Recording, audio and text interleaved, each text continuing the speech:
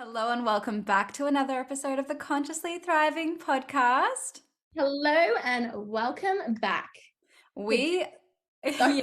we are so excited today. Like excitement is an understatement for how we feel about this episode because we have the money queen, the money master, the money guru herself in the house. Genevieve, thank you so much for being here. Best intro ever. I love it. Thank you so much for having me. I'm excited. Oh my goodness. Nadia and I have been speaking about you to everyone, our listeners, our friends. Like, as soon as we got introduced to your world, we're like, oh my God, everyone needs her magic. Everyone needs her in your life. Like, the listeners right now, you're in for a fucking treat. Like, just this conversation alone will have the ability to completely transform your life. And I know that that sounds like dramatic, but it's not. Like, I kid you not. What was it? November where we were Yeah. introduced to your work properly, and I brought your book Sexy Money, and then we joined Potency. You've changed my life. Like, I was actually having this conversation with another friend that's in your world now, and I'm just like, the amount of momentum we've actually had has been unlike anything before, and we've done like a lot of programs. Oh, that makes me so happy. Like I found Genevieve like so long ago. Like I think I mentioned it to you like on Manifestation Babe's story, like so long ago. And then I it was like back and forth and I had been following you. And then I remember Shile like mentioned like your work and like, oh, I know this girl. I've seen her before. I love it. I love it. So, You guys are, Genevieve, sorry, go ahead. I just said you guys are so sweet. No, we're like literally obsessed with your work. Like, just for reference for the listeners, I joined Potency, my intuition kicked in, and it was like, you're going to do this program. I just heard the word. And I didn't even know about like what it was, what it had. I didn't know the price. I didn't know what it involved. I didn't know anything. I was just like, okay, I'm doing that. Right. And I was like, the next time this woman goes on her stories and says Potency is like open for enrollment, I'm in. So it was like a week later that happened. And I was like, I'm in, no questions asked. So I did it. And then I remember like this work was just, it filled the dots. Like, it's like we had all these questions and we were like manifesting, but it wasn't exponential, like it wasn't consistent even, right? And it's like we didn't really understand what we were even doing energetically. Like, we had an understanding but not as like, it's like Potency and you have like filled the dots, like the in-betweens, and it's all made sense, and now we've really like, we get it like energetically. So I'm gonna stop like fangirling over you in a sec. No, So I just love it so much. And I love Yeah. that you said you heard the word potency because literally, like when I did this program, like this program was channeled because um literally like it was like this program came to me and I just kept hearing the word in my head, potency, potency, potency. And I was like, what the fuck? And then I just kept feeling the energy of the word potency. And it was like, it, for the definition of the word, it was like potency, potency, potency. And I was like, interesting. And so I just kind of like allowed it to land in like my field. And then I started downloading like the concepts of like the quantum field and stuff like that because I felt kind of similar to how you guys felt at a point with quantum work where it was like, I mean, it sounds cool in theory, but it doesn't actually make any fucking sense at all. Or it's like there's not that way to like really ground it in and really like put those pieces together. And I was playing in quantum like experiences with money and life in general. And I just like, it felt a little bit random because I didn't quite conceptualize the entirety of the concept of quantum manifesting, right? And quantum money. And so I just kind of like really dialed in the specifics, applied it. And then I went from like 60K in 1 month to 144 the next month. And I was like, yeah, we're onto something here. yeah. Oh, sorry, go. Oh no, it's okay. But it was just like, as I applied it more and more and more, it was like, it just kept having like exponential growth. And then, same things would happen with my close proximity clients, like 20K to 40K in 1 month, 40K to 94K, just like crazy shit. And I was like, we're on to something here. And then, it was like the key, like kind of the fundamental, like the 3 pillars of potency was how I originally explained it. But then it was like we got into like really what these mean and why these matter to like play in the quantum world of manifesting and manifesting money specifically because yay, fun. Yeah. Sorry, Ned, do you want to say something? Go ahead. Oh no, I was just gonna say, like when I was going into potency, like all the times that I was manifesting things, I'm like, oh, that's what was happening. Like that actually explains it now. Because I remember like with Shule, I'm like, sometimes this is happening, sometimes I'm in this energy, sometimes it's like I'm excited for it and then it's happening, and sometimes it's just like I'm like, and then when it's like all the dots, like Shule said, like finally connected, I was like, I get it. I understand it now. Yeah, no, like when I first did it, so when I love that you said that about the name because that's what it was like when that name downloaded and you were like potency, potency, that's how I was hearing it. So I feel like that's so validating to how my intuition was like potency, potency. It was just like ringing in my head and I was like, I'm gonna do it, I'm gonna do it. Like it was just no questions asked. So there's a lot of like power behind that word. And listeners, like if you want to know what the fuck we're talking about, join potency, go get it because it'll change your life. But basically I did that and then I was trying to have like conversations with Nadia because we nerd about these things, right? So I'm like telling her of all these amazing things I'm learning, but it wasn't landing like it was if you were in the actual container. I was like, you need to hear it from the source yourself. So literally got Nadia to do potency as well. It changed her life. And then we even got another friend to do potency. Not like I didn't kind of like make her like I did Nadia. But with the other friend, I would just couldn't stop shutting up about it because it was literally changing my life. That she was like, well, I need to see what this is about. So she joined as well, which was incredible. So I'm going to stop myself there because we're going to get into all of this. But just for the listeners who don't know who you are, who don't know what type of work you do, if you could explain like what you do and yeah, what it is you do. I do basically everything and all things money, and specifically at the core of it, it's a very fundamental conversation around energetics, right? Because I think a lot of people look for a lot of answers in the wrong places, and so they're not able to create a fundamental shift in their experience and relationship to money, or they're not able to create something. They're living in a feeling of like anything I'm able to create financially, it feels like I'm just scratching the surface, right? Or it feels like that was fun, where to go, right? And Mm. so in my world, we operate at the root of what actually makes things work with money and why, and what creates those substantial fundamental shifts and changes. And that includes conversations around like energetics, belief system work, obviously identity work, pattern work, quantum work, all of these things. But for my fun little elevator pitch, like what I focus on fundamentally is the forefront of my work is having an amazing relationship with money, having an amazing experience with money, and allowing yourself to be kind of like fully tapped into the resources that are available to you, right? And so this means like financial empowerment education for women predominantly, and whoever else vibes. And then I also offer close proximity mentorship for legacy led women, right? So the women who want to build businesses, the women who are on the leading edge of their careers and they want to like dial it the fuck up and go like so big with this shit. That's what my kind of close proximity work is for. But overall, it's conversations around just like your life gets to be really fucking good. And like, let's do the work that actually fucking works. Love that. Jules, it's not coming through. Oh. There we go. Sorry, I muted my microphone so you wouldn't hear my. Okay. I was saying I fucking love that. And something I find really special about you and your work is the fact that you don't have caps on who you work with. Like you work with anyone at any time of their business. And I think that that is like really important and special to note because a lot of like money coaches in this in this world are working with people who are already making like 60K months or 100K months. Like they have like a caps on where they start working with women, and I just found that really appealing about you, that you don't like have that. You're just like, it doesn't matter where you are because it doesn't matter in the end. This work applies to you at any point.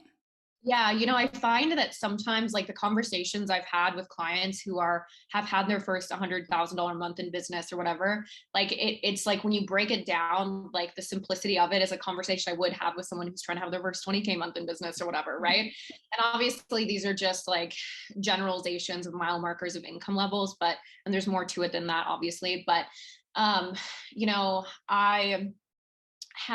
would say like the majority of the people who come into close proximity are usually people who are more, I guess, further along or a little bit more advanced, specifically like one-to-one and like Desire Money Legacy, my mastermind. But that's why I created Money Elevated as like that mid-level section of like, I don't care what your career is. I don't care if you don't even have a job. Like this work works for everyone. Let's fucking do it, you know? Because as I've done this work over the years, I've worked with so many different people in so many different situations from so many different backgrounds and so like so many different variables and things going on, and it's worked for everyone. And so I'm like, let's just open up that mid-level way to like have people have access to this work. And I also fucking love it. So I was like, another avenue. But, you know, even in my close proximity mastermind, I have someone in there who is just starting her business. And it's not so much to me about where the person is at. It's more so who the person is what makes this a good fit. Right. And so you can be the person who has this calling, you can be the person who's ready right now, regardless of where you're at, you know? And I think having, in my world specifically, like in my close proximity, for example, like there's people in like different levels and things like that. The majority are further along, but there are still like those newer people or those people who are getting more familiar with the work. But it's like what they all have in common is it's who they are, they're showing up for it, and they're ready right now and they're doing the damn thing, right? But it's like, I like that variety because I think it adds something really powerful, specifically to a mastermind. And even for me, where it's like someone who's in the beginning stages, like there's a level of courage, there's a level of bravery, there's a level of like showing up with like, what's the phrase? Like, you know, bright-eyed and bushy-tailed, you know, that I think some people who have been doing it longer can lose or disconnect from or whatever. And so I think having like that mix is really important because, you know, when I have what I've kind of referred to as like the chicken nuggets who come into my world or whatever, and they're like, I don't care if you think I need to be at X amount or whatever, which I don't say that, like, I know I need to be in this container. And I'm like, perfect, come on in, you know? And they provide something really powerful and important for the people who are further along in business. They remind them of those powerful and important fundamentals.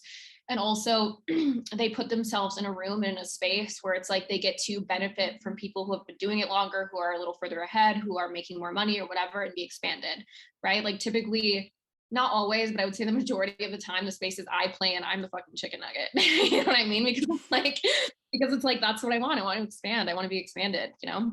Yeah, I love that. I would love for you to also even go into your money story because the first time I ever read about it was in Sexy Money, and I was consuming your lives at that point. That was when I was like consuming your free content, and I was like, oh my God, this chick's amazing. And then I bought Sexy Money, and then I actually learned like where you came from and what you went through. And I remember thinking like, when I was looking at my own money stories, I was like, sure. I was like, I felt like a little bitch. I was like, what are you doing? Like, you're just talking about this. Well, she's like, you know, sitting there. Like at one point you were even struggling to get food. So I'd love for you to actually go into that story because I think it's easy for people to look at where you are now, having these conversations and go, yeah, but it's easy for her. But they forget like what you had to do to get to this spot, like this place. Yeah, definitely. You know, I would say the biggest piece, like there was a phase of life when I first started doing this work, like I just like was really conditioned and programmed and patterned for lack and scarcity, you know, like it was just there wasn't stability. And like I had all of these like fucked up patterns with money and what I associated with money because it was like I couldn't see, like my parents were divorced and it was like I couldn't see my dad because he can't afford it. And so there was like money's tied into that. And it was like we either don't have stability or when we do, it's because we're having to essentially tolerate abuse. It was like the only time we had financial stability was when my stepfather was around and he was very abusive, right?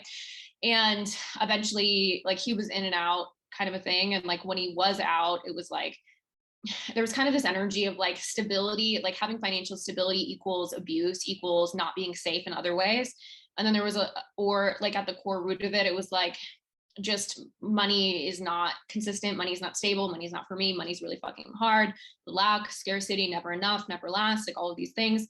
And so there were phases where it was like lights were getting shut off, you know, like not having groceries, not having food. And then like that programming and conditioning was very like apparent and loud for me in my own experiences in the like in my early adulthood. And when I started to look at these things, like I could see the commonalities. Like I was in a controlling relationship at the time. And I was in a phase of like either there were times where it's like he would feed me or like things like that, or I'd have some stability with him, but it was like I had to tolerate dysfunction and toxicity in our relationship dynamic. Or it was like I just felt so wildly incapable, and like every avenue I tried just didn't resort in money or enough to even like have my basic needs met to survive and things like that. And so it just was reinforcing those patterns and those narratives. And so there was, when I first started looking at all of this stuff and being willing to change it, like that was the biggest piece, right? Like I had to be willing to accept that something else was available. I had to be willing to accept that something else was available to me. And like I really desired it, not necessarily from a place of lack or from need, although kind of, but it changed into like, there's this deep part of myself, like deep in my heart and soul, that knows I can have something else, that knows that I can have like beautiful, safe love and like be really financially supported. Like money can be a source of ease in my life. Like I can be like financially like well off, and even more so, right? And not just have the money but make the money the way I want to, make the money doing work that I'm in love with, making the money doing work that feels really fucking important and matters and meaningful to me. And so I started with my blueprint of what I wanted, and I just fucking started to do the work, but there were processes, which I think we talked about this in one of my lives recently, right? Where it was like, then I was like, did I put this in my book? Sometimes I can't remember. Yeah, but, I remember. The onion flakes. Yeah, the onion flakes. Okay. When for those of you who don't know, but I talk about this in my book a little bit, but it's like when I first moved out on my own, my twin sister and I moved into a studio house with one other person. So it was 3 people, 3 dogs, no power. And we were just getting by, and we were really trying to get out of like, we moved out as soon as we turned 18. We tried to move out sooner, but we weren't legally allowed. And we were just trying to get away from abuse and toxicity and things like that. And so we just went to like a friend's house that we met on the internet and moved in with them like 8 hours away. And we're like, let's fucking do this thing. Oh, wow. But, yeah, no power. And we were just very like much scraping by based on like money that we saved from a movie theater job we had when we were teenagers. And so we were living off savings, and our savings was like $200. Wow. And it was like, which to me at the time was like, I'm a millionaire. And I was like, oh my God, $200. But yeah, we're living off that, and then trying to like create consistency in the, I guess, joint business we had at the time, which was psychic and intuitive readings.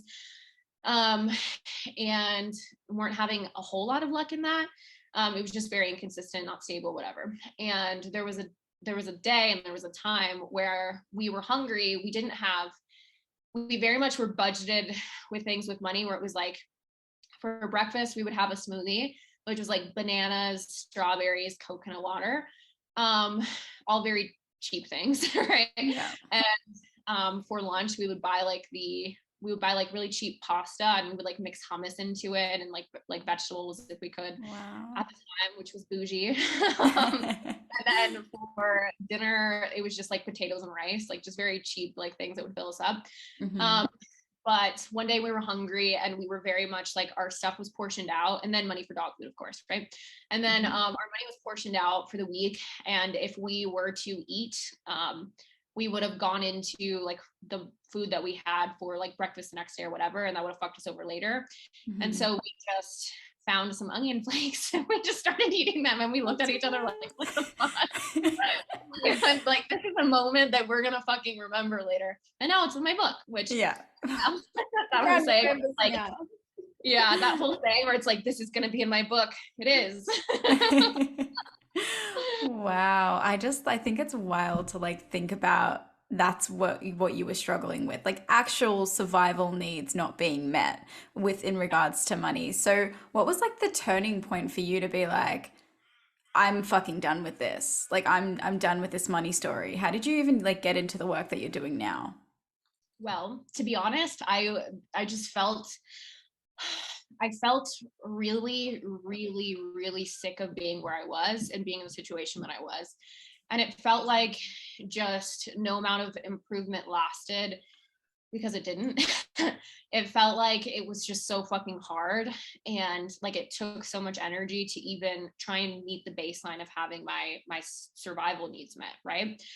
And I got to this point where I remember having a fight. Like I can see this moment very vividly in my head.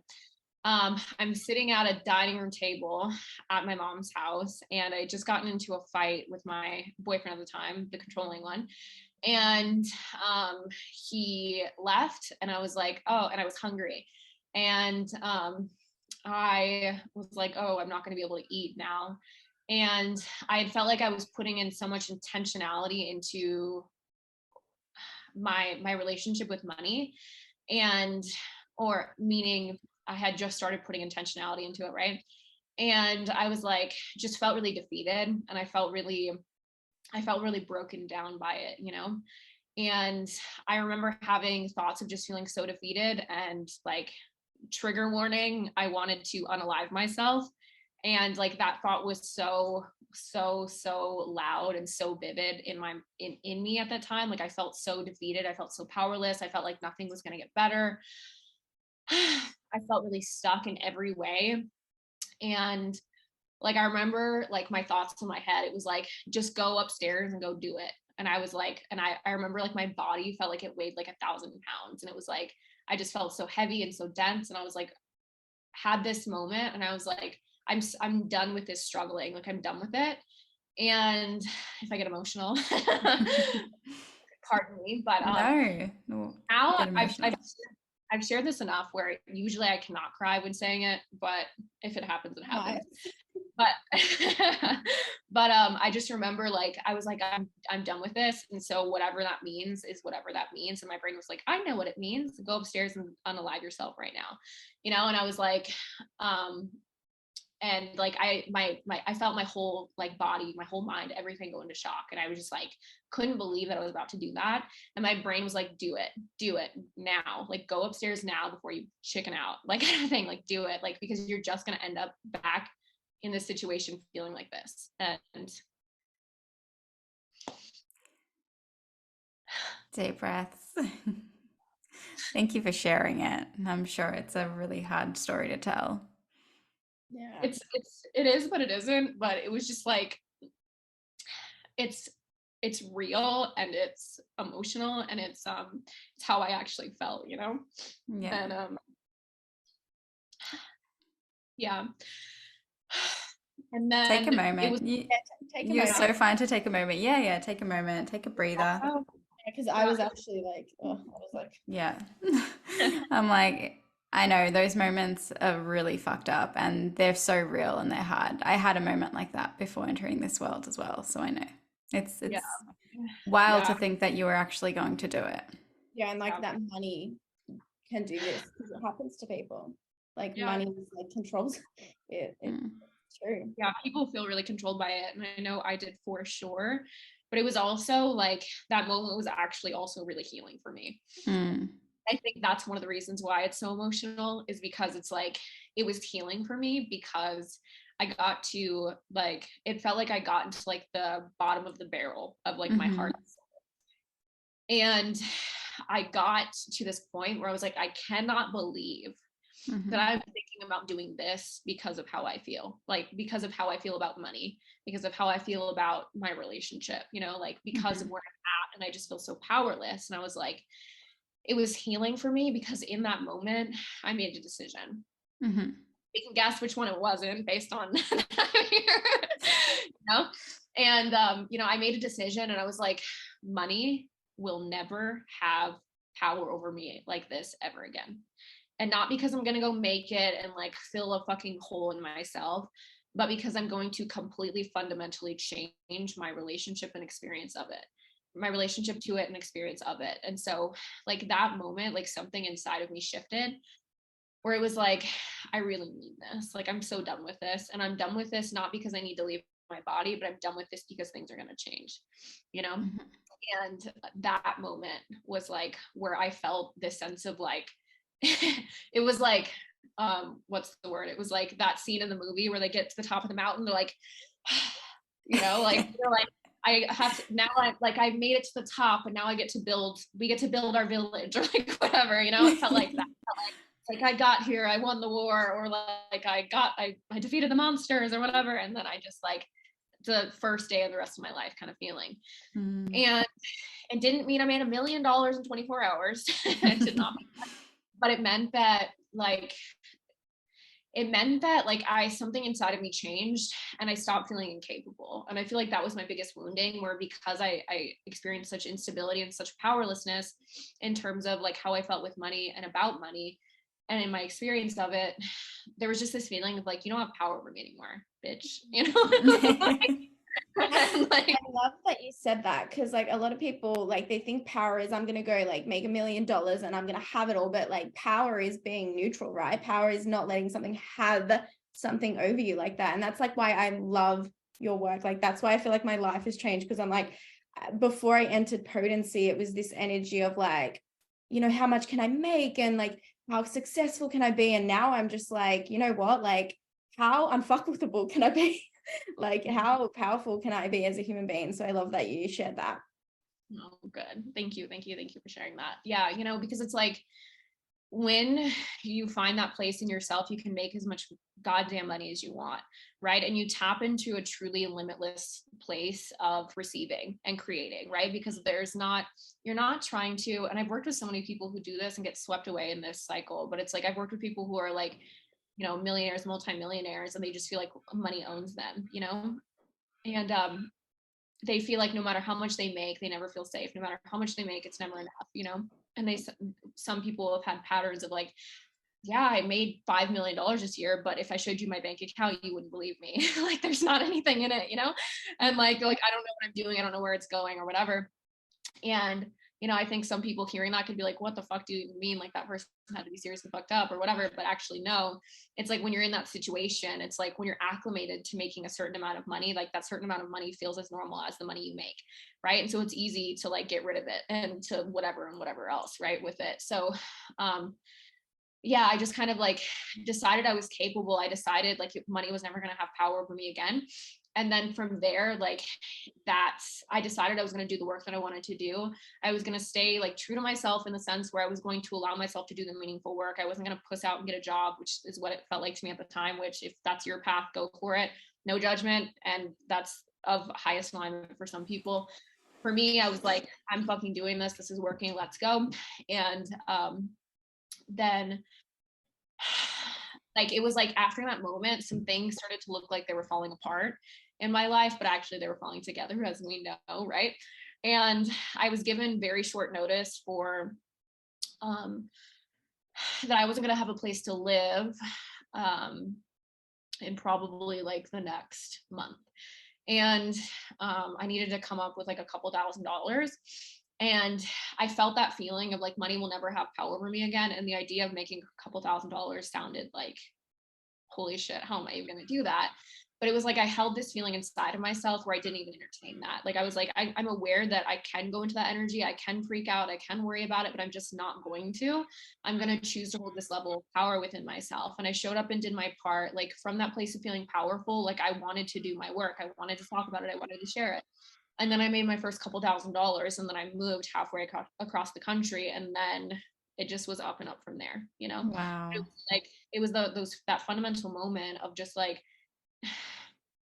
this money will not have power over me because money gets to be a tool. Money is a byproduct of my power, you know? And this is what I teach people, where it's like, when you can reach this place of being so fucking solid, it doesn't mean you won't ever get taken out of it. And you will have to expand it, become more solid about certain things, become more solid at a higher level of money, life, whatever the fuck.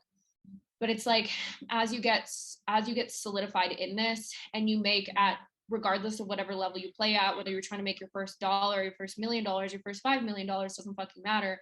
Your power is still yours. Then you have the ability to create it, you know, and you have the ability to create it from such deep alignment and from such like a powerful place within yourself, where you allow yourself to be fully backed by all that it is and fully resourced, right? So it's like all of creation is flowing to you and through you, right? And so the resources flow fully, which is the clarity, the guidance, the inspiration, the inspired action, the energy to do so, the desire to want to do it now. And the clarity for the idea, the genius plan that falls into place. You're like, oh my God, that's genius. That was not mine, or like whatever. And the money and the people and the cooperative components and all of it flows, you know? That's so powerful, and something that I also actually experienced after being in your space. And I told this podcast in the story, but I also wanted to tell you about it because I was like, it's something that you were teaching about, and also something I heard you say in your podcast interviews that I was listening to. Like I said, guys, I was obsessing, right? I'm just like, anything this woman does, I'm going to consume. So I was listening to all of your podcast episodes, and there was something that one of your clients said that she's like, after working and being in your space, she found that she just was naturally acclimating to new levels of wealth. And then you told a story about how, like, even like past boyfriends would come into your space and then they'd get like pay rises and things like that. So I found that that happened with you as well, with me. Like I was just like, I joined your space, and obviously I was like actually doing the work as well in potency. Like I was holding the energy. I was doing exactly like what you were telling us to do. And it was at the time where we were playing with the concept of time, right? So a lot of what Genevieve teaches is like being in the quantum field. Like time doesn't fucking exist here, right? It's like it's here right now, and just like acclimating to it right now. So we were in the month of December, and I had a new program coming out in January, and my mind wanted to be like, okay, we'll just leave this year and then we'll do what we need to do in January. You know, we'll manifest our money in January, we'll put our intentions in. And then I just kept like pulling myself up on that thought. I was just like, no, no, no. I'm like, you can manifest it right now. Right now is when it's available to you. So I just kept like doing that niggly work, kept like fixing my thought. And I was just like, okay, no, right now, not January, right now. And you know, the mind would want to go to, but you don't have a program out, and da da da da da da. I'm just like, no, doesn't matter. I'm like, right now. One day I woke up and my mum just out of nowhere gives me 8 grand, just like that. She's just like, here you go. She honestly, I don't, she's never ever done anything like that. So much. That's so fun. Yeah, like there really is, like when you don't take now off the table, you really allow the universe to get so fucking creative and resourceful about how it can bring money to you now, whether or not you're selling a program, you know. And I can hear the echoes of strategy coaches online wanting to slap me in the face hearing me say this, but Oh,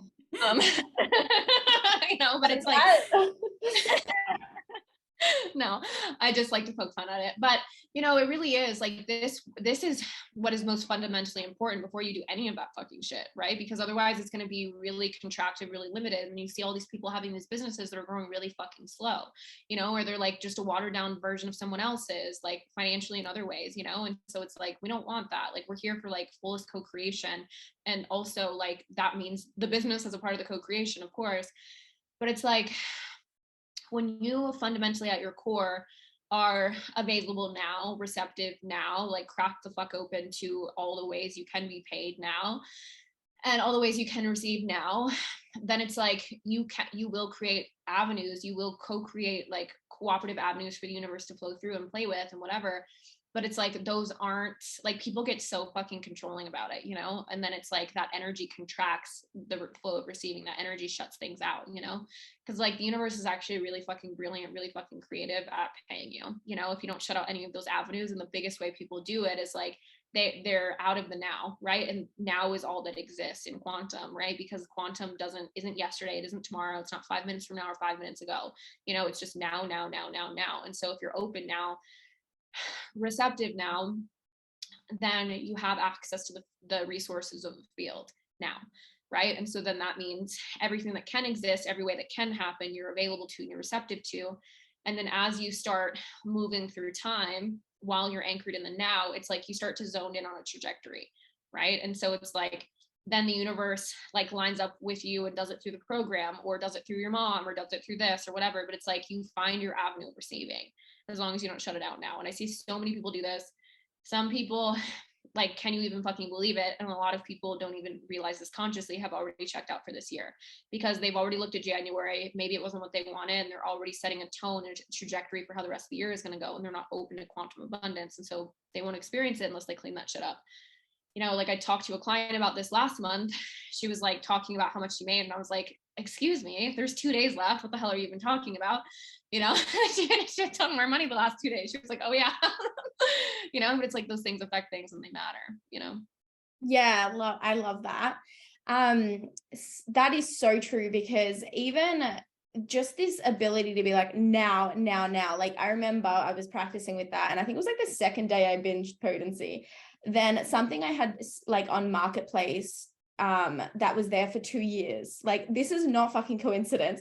2 years. And then all of a sudden I was like, I forgot I had that. I kind of felt like it was never going to sell, but I was just like, I was open. I was like, well, whatever. And then it sold. I'm like, it's this energy of like, now it's like the universe is like going out of its way to respond to this, like, have it if you want. So like, I love that. I just wanted to share that with you as well. But so fun.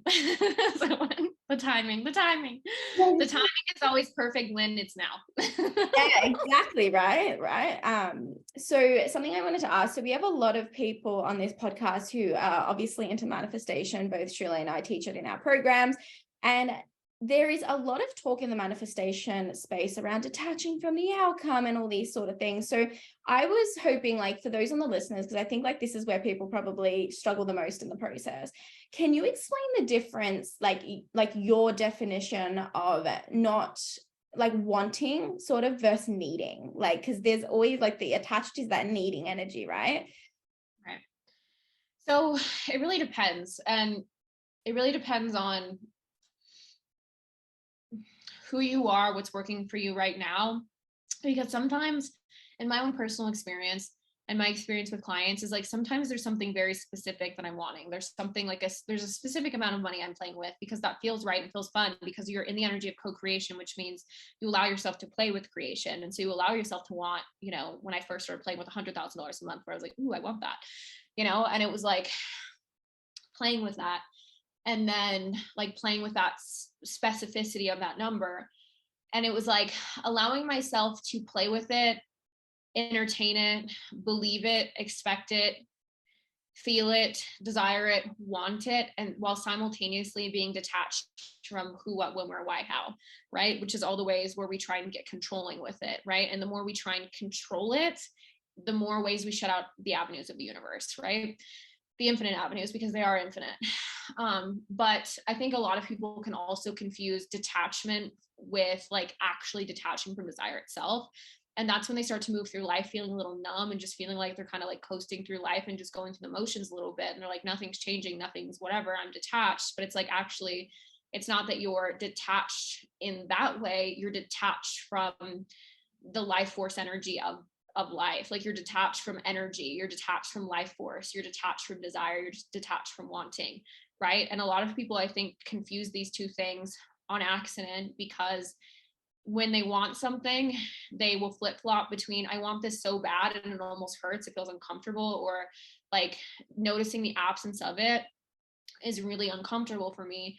And so then they'll go into what they think is detachment, which is actually closing, right? Where it's like, let me completely cut myself off from desire itself. But it's like the sweet spot is allowing yourself to want what you want and hold it without condition, and like that's what detachment is like, can you allow yourself to hold what you want, meaning like play in that energy, meaning get into that feeling, meaning maintain relationship to that which you desire without needing it to happen yesterday, without needing it to come from this person. If you want clients and someone reaches out and you're like, oh my gosh, and then they're like, never mind, right? And you're like, damn it, right? It's like, can you still hold that energy and allow that to just kind of be a wave without getting out of the water, instead of being like, the ocean hates me, peace, I'm getting out of this shit. Does that make sense?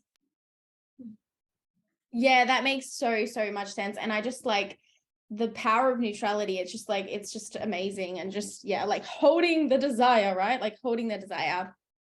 So something I've experienced, something I used to do, I know Sheila used to do this as well. I mean, we've all been there. I'm sure you have as well. It's like this feeling of like when we're looking at our 3D, it's like nothing's happening. And I think this is where people give up, right? They go, oh, it's not happening. It's not happening. It's like, why? Like, it's like we're looking at our current 3D reality for validation of what's even possible for us. So like, what's like some advice you could give like the listeners about when things feel like they're not working? Well, the thing is like, that's a really conditional, fickle way of doing it. And that will continually, like, the whole thing with like manifestation is like, it's a game of momentum, right? And so like energy has to catch up, and it has to catch up in order to manifest into form, right? And so if we're like when we're creating desire, like when your field is really clear, you can actually feel this if you tune into it. But it's like when your field is clear of distortion, when you're in alignment, when you're not operating in need, lack, whatever bullshit, right? And you're just like allowing yourself to want what you want almost, and like tune into the energy of it, you can feel it coming closer. Like it's almost like it's like a train coming, like you can just feel it like rumbling, like as if you're standing on the tracks. You're like, I can hear it getting louder, I can feel it getting closer, and it's like an energy, it's like an essence of feeling, you know. Does that make sense? I've had that. I know exactly what you're talking about. Yeah, it's like it's literally in your field to the point where you can actually feel it. It's like just there. I know Right. And exactly so what. it's always in your field, Oh, but it's yeah. just how close or how far, right? Yeah. So it's like when you can feel it is usually when it gets to this point of you're either really energetically sensitive because you're really in a really clear, like tuned and tapped and turned on state, which is fucking vibey as hell. And that's when things can roll in really fast. Or where it's like, ooh, desire. And then within 5 minutes, poof, it's manifested, or within a day or a week or whatever, you know, it's very, very fast. Sometimes for me, like my favorite ones are like the instant manifestations where it's like, I want it, my field is clear, I've been keeping it clear. And then it's like, I decide that I want like another client in this program. I haven't even been talking about it. And someone reaches out and is like, hey, Genevieve, I know you haven't been talking about it. I know you closed the door with this. Can I come in? And I'm like, perfect. Ding. Like 5 minutes, you know? And it's like, there was literally no way I orchestrated that. This person was literally like, you stopped talking about this a month ago, but this just, I like, this feels right, whatever. Like, yes, you know? And it was yes for me, yes for them, triple win alignment. Let's roll, you know? But it's like, the whole thing is like when you're starting to, when that energy of it's not working, it's not happening, that energy kicks in, all that does is you put up a wall, right? And so as it's coming at, like from the field into your experience, you put up a wall and it's just like, okay, well, wait here behind this thing, right? That energy is incompatible with it coming. So it's not so much, it's never actually about, is nothing changing? It's just things are changing in ways you can't see. Things are adding up behind the scenes in ways you can't conceptualize yet. And like your job is to not get distracted by like overly paying attention to distractions in the now, because the now is only relevant to the past now. Does that make sense? Yeah. You know? And so it's like your job is to allow now to catch up with what's coming out of the field, right? Your job is to allow now to be clear, which means now is you and your experience, you and the reality that you live in, to allow it to be fully receptive. And so to me, actually how it feels is like when nothing's shifting and when nothing's changing, but I'm like holding, like the energy's there, it's solid, like whatever, there's just kind of like, I look at what is and it makes me laugh. You know, like that's how it feels. It's like, you know, it's almost like, it's like a mischievous, like, we know, you know, it's changing, we know it's shifting, we know it's working. And then it kicks in and it shifts and it changes. And you're like, well, of course it did, because I knew it was. I felt it coming. I could hear the train, you know? And also I wasn't allowing myself to get so fucking distracted by this stuff right here, like outside of me. You know, it's like, yes, it is a part of the conversation. It is a part of the experience and the dynamic, but it's like, if that's where you're sourcing your energy from, then of course it's not changing. You'll just get caught in a loop where it's like, this isn't changing, but then this is the result of what you were vibing with, what you were creating, right? And so it's not changing, then you just recreate it. And that's kind of what I call like a hell loop, where it's like, which I was talking about this before Lucifer was a TV show. Thank you. But someone was like, they did the show Lucifer. And I was like, well, good to know. But yeah, I was like, because one time I took ecstasy and went to the mall and read the Tibetan Book of the Dead, and then I was like, oh my God, hell loops. I actually have it here right now. I heard that story that you spoke on a podcast, like, this is how much we stalk you. But no, I'm joking. But I actually, like, that was like one of your podcasts. I was laughing so much because I've actually been there. I'm like, what happens when we die? Like, oh my God, I'm like, this is hell loop. Yeah, and I was like, I died on the way here. This isn't real. This is projection. Yeah, but it's like you get caught in the loop, right? So yeah, it's really just like, it is having a level of, to me, it's like presence and detachment are like the magical energies, right? And so it's like desire with presence or desire with detachment. And so it's like or just simply existing and being in presence, in alignment, then you're automatically a cooperative component to desire, because you're not resisting it, you're not out of alignment with it, you're not distorting it, you're not blocking it, resisting it, sabotaging it, whatever. you're just being, and you're being in alignment. And so you allow yourself to be a cooperative component, and then you allow things to line up and work, right? Or there's like the active co-creative part that feels more like, okay, I'm actively using my human and reprogramming these things and whatever, which either way you have to reprogram the things, right? And I'm intentionally like lining up my energy, myself, my thought, my belief into this specific thing that I want and desire. And then from there, if you really like use that specific thing that you're wanting to manifest, that you're wanting to call in, you can almost use it as your measurement of alignment, like the thing that you measure yourself against to see if you're in alignment, and not by the fact of if it's manifested yet or not, but how you feel in relationship to it. Does it feel like it's already happened? You know what I mean? Like, because that's when you're in the final little edges of like, you know, it's going to happen, you expect it to happen, and that energy feels really solid and true. It doesn't feel forced or faked or made up. Or there's a feeling of like, I know it's going to happen. It feels like it already did. And I'm just waiting for that last little leg to like catch up, you know? I love that. Yeah, I just love the way you explain it all because I'm just like hanging on to every word that you say. I'm like, yes, yes, that's exactly like the way that you explain it. You can tell that you've actually like lived and embodied this work. And something that I wanted to mention earlier on, and it's coming to my head now, is that I love the way that you like told the story in your book as well, and the way that you speak about this stuff because you really like celebrate like even like the small wins just as much as you do the big things. Because like I remember like a significant story you told in your book. It wasn't that, you know, you were a millionaire. It was, oh, that time you went to the coffee shop to go get a coffee and you realized you were short of money and you were like, holy shit, I can't get my coffee today. But then the person in front of you bought you your coffee. Like you told that story in the book. And I was like, because those are like the special moments that those are like the anchor points that you have with the universe, that when these things, when your reality is looking like your past and you're sitting there and you're struggling to like hold the vision, you look back at those moments, those little like anchor points with the universe where you're like, well, no, like this is the truth. This is what I know.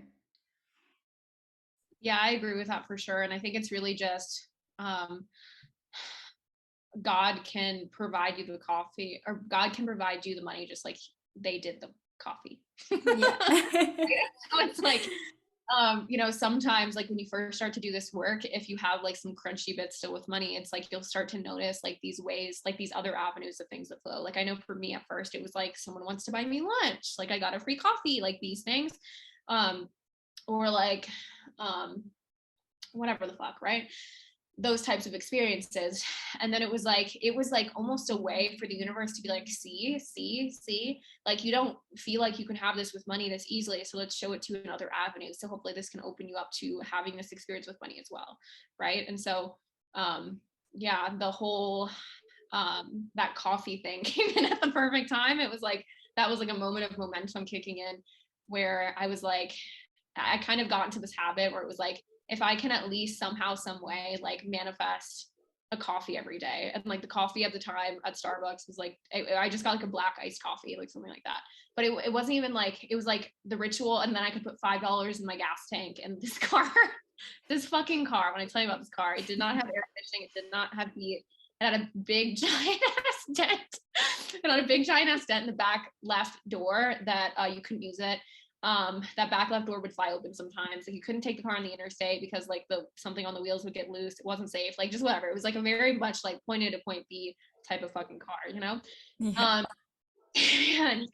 And that took time, energy, and effort to acquire even that, right? At the time. So the I drove that beautiful piece of shit to Starbucks most days if I could somehow manifest the coffee. And I was like, I found change. Like I found change like around the house, around like outside, like whatever. And it was like anytime I found a fucking quarter, I felt like a bazillionaire. And I was like, this is like almost a coffee, you know? And I had change in the door. For a coffee, and then I didn't realize that I had actually already spent it on a coffee the day before. I totally forgot. And I ordered my coffee, got into the drive-through, a car pulled in behind me, and then the thought kicked in and was like, oh fuck, I spent that money. And like I felt so much embarrassment, so much shame, and there was just this like, I'm gonna have to go up to this window right now and be like, I'm so sorry, I ordered a coffee, I do not have money. And like there was just like I had to surrender in that moment. And like I felt so like tempted to like just spiral into me feel like a loser piece of shit, to be honest. And I was like, I'm just not going to do that. And I'm just going to fucking like humble myself and just like be really sad because I am. But like, I don't have to make that mean that I'm less or that there's something wrong with me or that I'm a fucking loser for this, you know? And so I went to the window, like fucking in tears. And I literally reached my hand up like this, like to be like, hey, I don't have the money and I'm so fucking sorry, you know? And I was like, and he's like, here you go, some about your coffee. Have a nice day. Closed the window. I was like, what the fuck? I love that story because I love how committed you are to that coffee morning routine as well. Like whenever you tell it, I just die inside because I'm like, that's me. That's me. I literally actually had a breakdown to Nadia. Like this was last year when I was like in my shit and I was like, how will I buy my coffee? This is when I left my like full-time job to go full-time in this. I was like, but how will I buy my morning coffees? Like, And she yeah, was like, coffee can be an energetic minimum, just like we can have one with money, you know? honestly. It honestly is. And that time that you decided you're like, nah, fuck this, I'm never going without, I'm making that decision, and then like someone like was like, hey, can you give me a ride, I'll pay for your gas. Yeah. That's crazy. Love Yeah, it. no, this is literally like, this kind of reminds me of, I can't remember what book it was, but maybe is it the Flower of Life books or something, but I always confuse like 5 different books in my head, but when it comes to this story. But I remember reading this book where this man like he was like, spirit told me to quit my job and move to the woods with my wife, like whatever the fuck. And like, and his wife was like, are you fucking crazy? Like, how are we going to live? How are we going to survive? Like, you quit your job. Like, we haven't, like, we're not making any money, whatever. And he was like, I was just like completely initiated into like completely trusting the universe and like completely relying on the universe bringing me my resources and what I wanted and needed and whatever. And so like the stories he told, I was like, there's like the fact that people are like, no, your launch sucked because of your strategy. I'm like, y'all are fucking missing some shit right now. You know?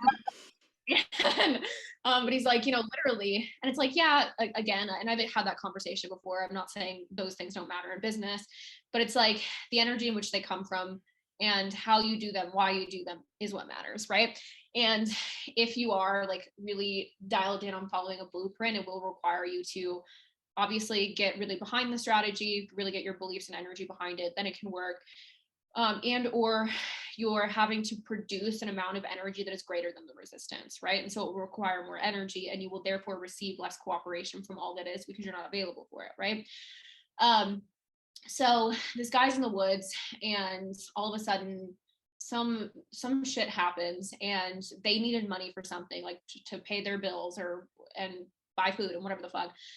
This guy randomly finds them or looks up his number, gives them a call, and he's like, I need to come see you. And it's this guy he hasn't seen since college, and he's now like probably in his 40s.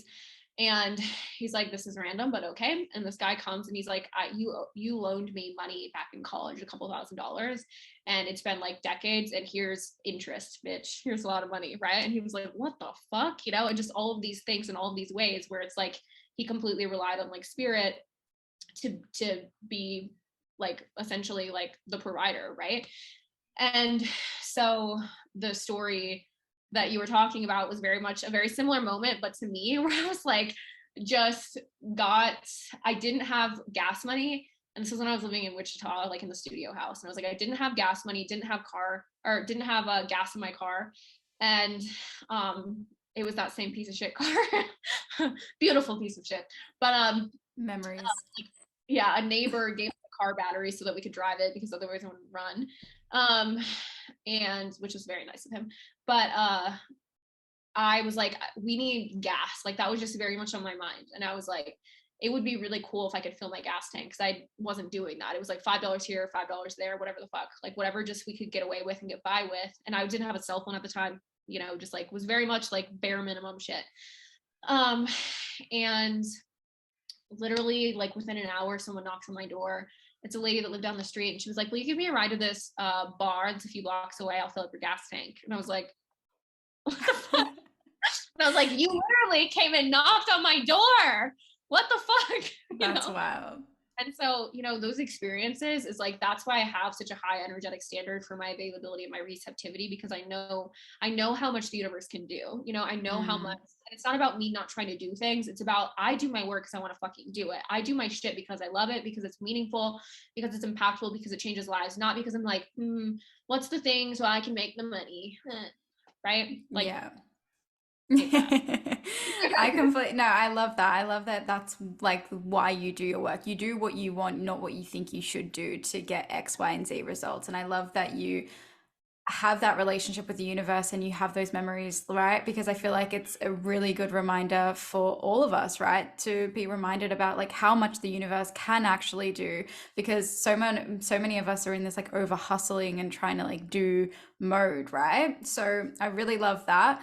And I know that we're coming to the end of the hour, but you did answer a lot of the questions that we actually got through Instagram, but there was one question that we didn't actually like quite go into. So if you could do like a little riff on this question and then we'll let you go, I promise.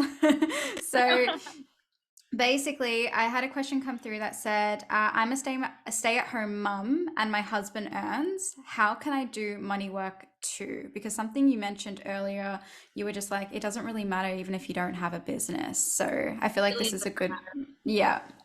Yeah. And again, this is why I am like, thank God when people work with me instead of people that really practice a lot of limitation, because it's like, I understand there's things about being practical and whatever, but fuck practical. I'm not here for fucking practical. I'm here for magic and magical shit. So that's what we're gonna do. But like I've had people who like I've had the clients that I've worked with over the years has been insane. And like I've had people who it doesn't like they don't even know why they're working with me in the sense where they're like, I don't have a business or like this or that or whatever. They're like, I just know I have shit with money. I know I can make more. I know I get to make more or whatever. And they can be in the most unconventional set of circumstances where it's like, why would I be working with a money coach when I don't even have a job? I'm a stay-at-home mom or like whatever the hell, right? Being receptive to money is being receptive to money, period, the fucking end. Like that's my answer. Like being receptive to money is being receptive to money. And so, I've worked with teachers, I've worked with people, and they're like, how do I make more money when I'm literally can't? And I'm like, and you're right. You're right. I also worked with another teacher who didn't buy into that shit, and they manifested this other opportunity that paid them more. They got promoted, like they started making more money. So like, I don't want to fucking hear this shit from you. So and so it's like, to be honest, it really is how willing are you to get fucking so cracked open, available, and receptive to all that truly can happen and that is available. And I think the reason why people don't allow themselves to get as available as they could be is because they think they need to see and understand all the ways that it can happen, or they even need to see the way it will happen, and they don't. Right. And so if you're in a set of circumstances, it's like, hey, literally I can't because my job is this, or my situation is actually that. How does it make sense that I would make more money? It's like, that's not for you to really figure out right now if you don't actually already have that clarity. If you don't already have the clarity of how the money is going to be made, your job is just to open to money, get receptive to money, become a conduit of money so that it will flow however it does. And then when it reveals itself to you, you get to go, that's how it did it. Right. Instead of trying to figure it out ahead of time. I've seen people in situations like that where it's like, oh, your partner got a raise, fucking awesome. Right. And that money flows to you. And so, or like you're inspired to start a business as a stay-at-home mom, or some opportunity comes into your world. Like there's so many ways. You just have to be open and receptive. Like that's the biggest piece. I love that. And I think like even those previous examples that we were talking about like how somebody bought you your coffee or somebody just knocked on your door to be like, hey, I'll pay for your petrol, already proves like how the universe works in terms of like providing resources for you. And yeah, I love everything that you said about that. Okay. Good. Good. Oh, sorry, I just have like a garbage truck bin. That's why I've been like on mute. I'm like, hopefully it doesn't make too much noise. Shulz, if you want to close it, I just don't want to like echo the noise. No, that's okay. Well, thank you so much, Genevieve. Honestly, this was such an expansive conversation. Thank you for being vulnerable with us and, taking us back to those times in your life where you really had to like anchor into this truth. But I feel like that's what makes you so special and that's what makes your work so powerful because you really fucking did the thing. Like you walk the fucking talk. And yeah, we are just so grateful for your time. So thank you so much. Yeah, thank you for Thank you having so me. much. And we cannot wait to work with you more in this year. I So, know. We're like detached from it all, but like, oh my God, we're so excited, universe. But yeah, thank you so much for sharing your story and like being vulnerable. It's like you've honestly changed our life. You are the embodiment. We can feel your energy. We just love it. So yeah, and thank you so much for being a guest on our podcast. Yay, thank you so much for having me. And I'm so excited to see how we play together. It's going to be awesome. Just before we do go, do you want to just let people know where they could find you and like work with you, just so they know where they can find you? We're going to have this all linked in the details below as well. Perfect. Yeah. So I hang out mostly on Facebook and Instagram, and I'm known to create things on TikTok from time to time. But it's Genevieve Rackham on Instagram, Genevieve Rackham on TikTok, and then Genevieve Rackham also on Facebook. And then I have a free Facebook group, The Rich Spiritual Money Bitches. I'm really everywhere, to be honest. Amazing. We'll have that all linked in the show notes below. So if you want to experience her magic yourself, then you'll know where to go. But yeah, thank you again and have a really good rest of your day. Thank you. You too. Thank you. If you loved today's episode, please do not forget to rate and review in iTunes or Spotify. If you would love to connect with us on a more intimate platform, you can find us both on Instagram at Shule Ozek and at Nadia Gali. We would love to connect with you. Thanks for listening.